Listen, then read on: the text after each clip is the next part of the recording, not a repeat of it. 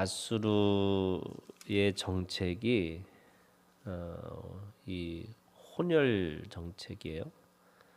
그래서 이 사마리아를 점령하고 나서 이 사마리아에 있는 귀족들은 아수르 지역으로, 그리고 아수르에 있는 지역에 있는 사람들을 사마리아로 옮겨 놓은 거예요.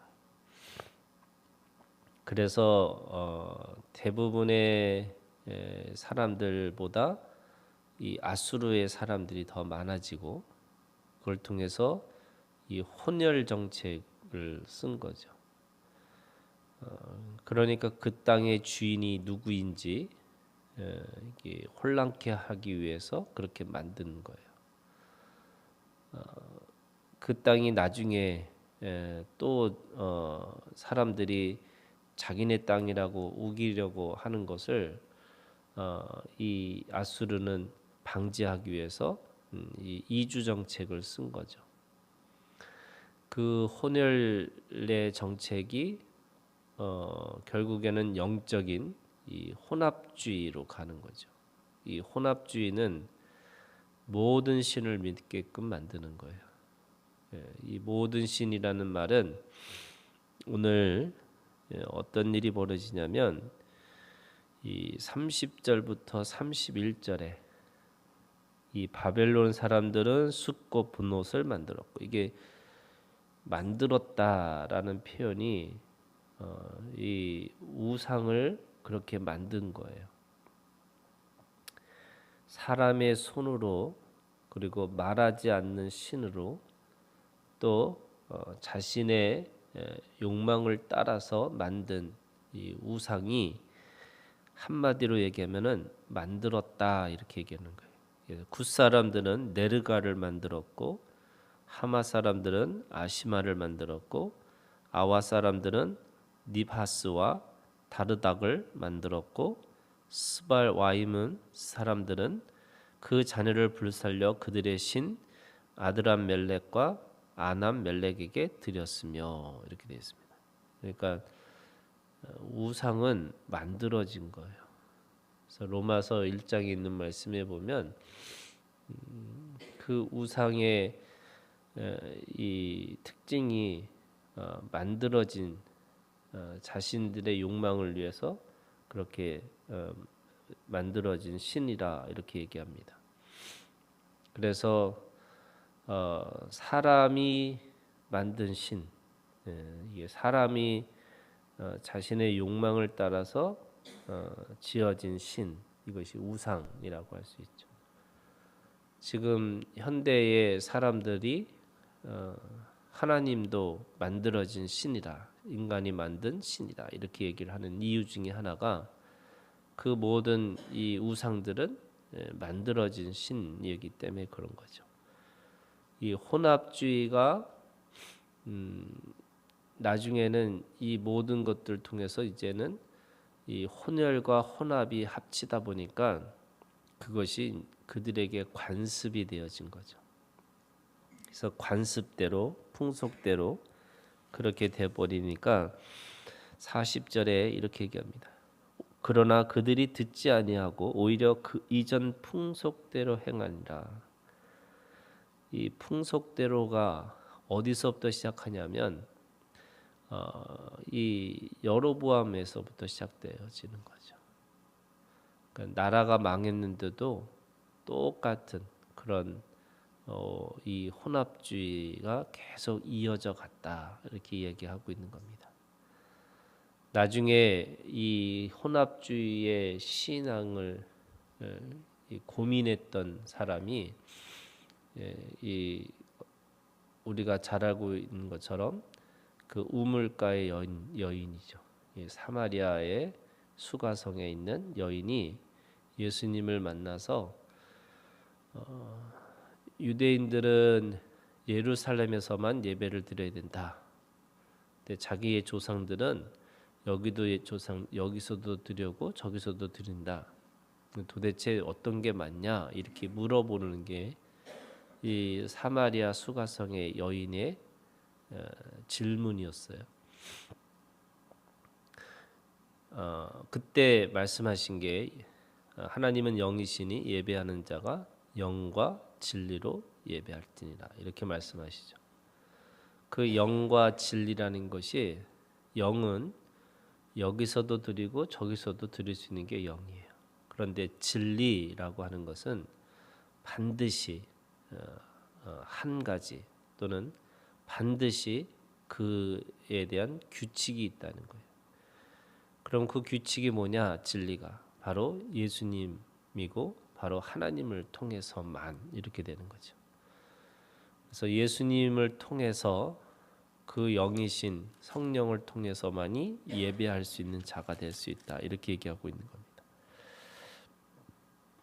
24절에 아수르 왕이 그렇게 사람들을 대신해서 성읍에 뒀다. 이렇게 얘기합니다. 그런데 여기 아주 재미있는 에피소드가 나오는 거예요. 그게 뭐냐면 그들이 옮겼을 때에 사자가 나타나는 거예요. 사자가 짐승 사자예요. 짐승의 사자가 그 몇 사람을 죽였다는 거예요. 네, 이렇게 표현하고 있습니다. 25절에 여호와를 경외하지 아니함으로 여호와께서 사자들을 그들 가운데 보내심에 몇 사람을 죽인지라 이렇게 얘기하는 거죠.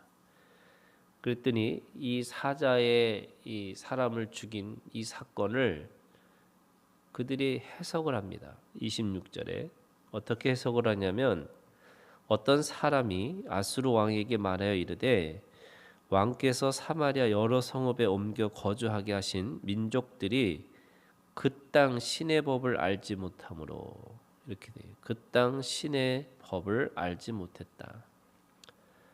여호와 하나님을 이 아수르 왕은 어떻게 이해를 하냐면 이 지신이라고 생각하는 거예요. 그 땅을 지배하는 신으로 생각을 하는 거죠. 이 우상의 특징이 그런 거잖아요. 이 우주 만물을 다스리는 이 신이 아니고 그냥 한 곳 어떤 공간에 사로잡혀 있는 신이라고 생각을 하는 거예요. 이 귀신과 같이 믿는 거죠. 하나님을. 그래서 귀신은 똑같은 영적인 존재인데도 불구하고 그 귀신은 공간을 차지하고 살아야 되는 존재예요. 이 귀신이 예수님을 만났을 때 당신이 나와 무슨 상관이 있습니까? 라고 하면서 돼지 떼에게 보내달라고 하는 이유는 영적인 존재지만 공간에 사로잡혀 있는 존재가 귀신이에요. 그러니까 하나님을 귀신으로 믿는 사람들인 거죠. 그 땅을 벗어나면 하나님은 힘이 없다 이렇게 생각을 하는 거예요. 근데 이 믿음은 똑같이 우리에게도 또 있는 거고 유대인들한테도 그런 생각이 있었어요. 우리가 이 산성이신 하나님 이렇게 표현하는 거가 그 산 위에 살아있는 하나님, 그러니까 예루살렘과 그 가나안 땅에만 있는 하나님이라고 생각을 했던 거예요. 전쟁을 하면 당연히 블레셋 사람들이나 또 이 아람 사람들이 이기는 게 당연한 건데 그 이스라엘을 정복하지 못했던 이유 중에 하나는 그 산을 지키는 여호와의 하나님 그 신이 있다고 생각하기 때문에 그들은 그거를 이 산을 지키는 신이라고 생각을 했던 거죠. 그래서 그 아수르 왕이 제사장을 세워서 그 제사장을 통해서 사람들에게 율법을 가르쳤다 이렇게 얘기하는 거예요. 아이러니죠. 뭐냐면 여호와 하나님은 이미 이 무소부재하시고 전지전능하신 하나님, 창조주 하나님이신데 그들은 그 신을 그 지역을 지키는 수호신 또는 그 땅의 주인인 지신이라고 생각하고 그렇게 했다고 생각하는 거예요.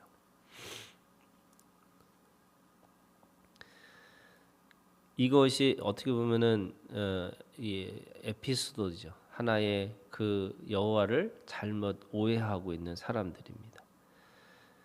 두 번째는요. 그 또 하나 일이 벌어지는데 이 똑같이 그들이 온갖 신들을 다 불러 모으는 거예요. 그 가나안 땅이 그 이 죄가 관영할 수 있도록 그렇게 만들어지는 거죠. 아브라함 때에 왜 가나안 땅에 정착을 못했을까라고 생각하면 그 말씀이 그런 거예요. 이 가나안 땅에 죄가 관영할 때까지 기다리시겠다는 거죠.